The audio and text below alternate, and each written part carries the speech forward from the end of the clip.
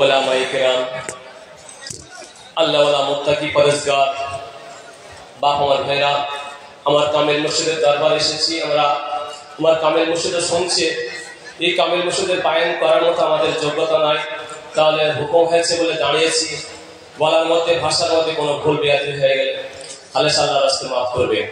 মহান শ্রেষ্ঠ মহান রব্বুল আলামিন এই শুভ দিনে জান্নাতের বাগিচা আসার এবং বসার তৌফিক দিয়েছেন। সেই রব্বুল আলামিনের দরবারে শুকর আদায় করে আলহামদুলিল্লাহ।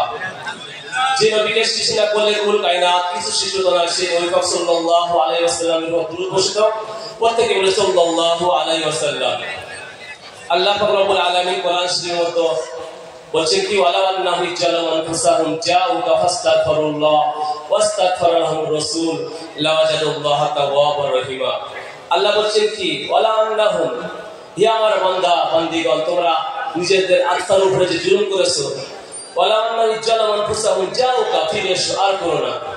ওয়াস্তাগফারা লাহুমুর রাসূল, আমার রাসূলের কাছে এসে দোয়া চাও।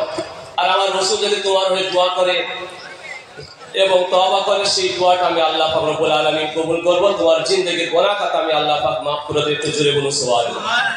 এখন তো ভাই রাসূলুল্লাহ আমরা যাব কোথায়, কার কাছে যাব? তেমনি করে আল্লাহ পাক রব্বুল আলামিন কোরআনের মধ্যে আরেকটা আয়াত বলছেন, মিনান নাবিয়িনা ওয়াস সিদ্দিকিনা ওয়াস শুহাদা ওয়াস সালিহিন। আল্লাহ বলেছেন কি, নবীর যুগ যদি তোমরা পেয়ে যাও তাহলে নবীর কাছে যাও।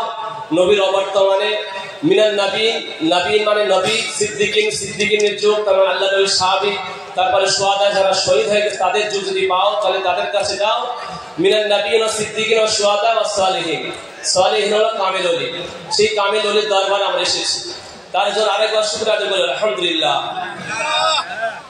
তো তেমনি করে আমি সর্বপ্রথম যে দরুদ শরীফ আপনাদেরকে পড়তে বলেছিলাম, দরুদ শরীফ আমরা যে পড়লাম, কিন্তু সেই দরুদ শরীফের ফজিলত সম্পর্কে আপনারা জানতে যদি পারতেন তাহলে এরকম ভাবে কম করে দরুদ পড়তেন না। ছোট 2-1 মিনিটের মধ্যে শেষ করব।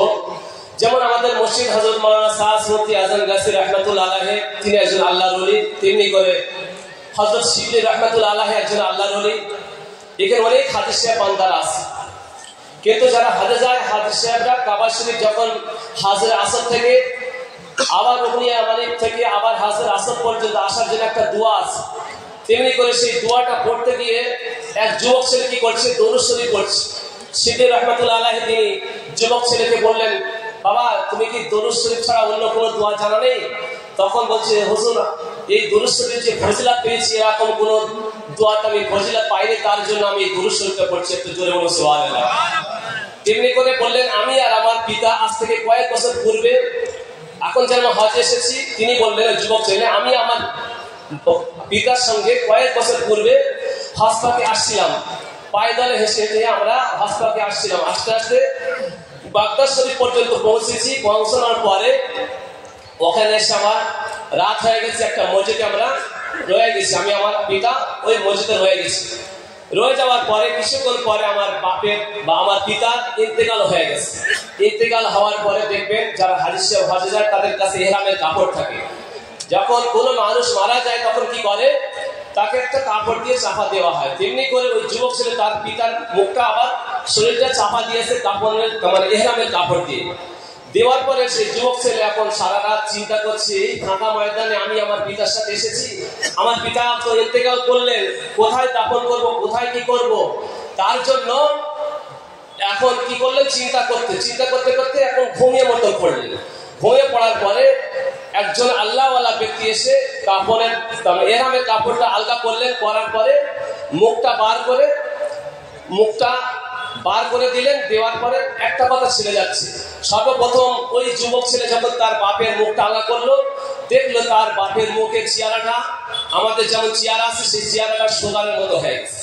তেমনি করে যুবক ছেলে চিন্তা করে কিছুক্ষণ পরে কান্না করতে করতে ঘুমিয়ে পড়লেন। ঘুমিয়ে পড়ার পরে এখন কিছুক্ষণ পরে একটা আল্লাহওয়ালা ব্যক্তি এসে যখন ওই কাপড়টা আলাদা করে মুখটা মুছে দিলেন, দেওয়ার পরে তার মুখটা পূর্ণিমা চাঁদের মতো হয়ে গেল। জোরে বলুন সুবহানাল্লাহ। তখন ওই যুবক ছেলের ঘুমটা ভেঙে যাওয়ার পরে তিনি দেখলো যে একজন আল্লাহওয়ালা ব্যক্তি, নুরানি চেহারা ব্যক্তি, তাকে বললেন, আপনি যে চলে যাচ্ছেন আপনার একটু পরিচয়টুকু একটু দিয়ে যান। তখন তিনি বললেন, আমি বিশ্বনবী হযরত মুহাম্মদ রাসূলুল্লাহ সাল্লাল্লাহু আলাইহি সাল্লাম। তখন যুবক ছেলে বললেন, হুজুর বিয়াদবি মাফ করবেন, আমার পিতা আর আমি যে এখানে আমরা আসি আপনি কিভাবে জানতে পারলেন? তখন বললেন, তোমার এই যে পিতা দিনে 300 বার দরুদ শরীফ পড়তো, সেই দরুদ শরীফ পড়তো, আর সেই দরুদ শরীফ যে ফেরেশতা আমার কাছে নিয়ে যেত, সেই ফেরেশতাকে বললাম আজকে অমুক ব্যক্তি দরুদ শরীফ আজকে নিয়ে আসেনি, তার কারণটা কি? বলছি ওই ব্যক্তি অমুক জায়গায় তিনি ইন্তেকাল করলেন।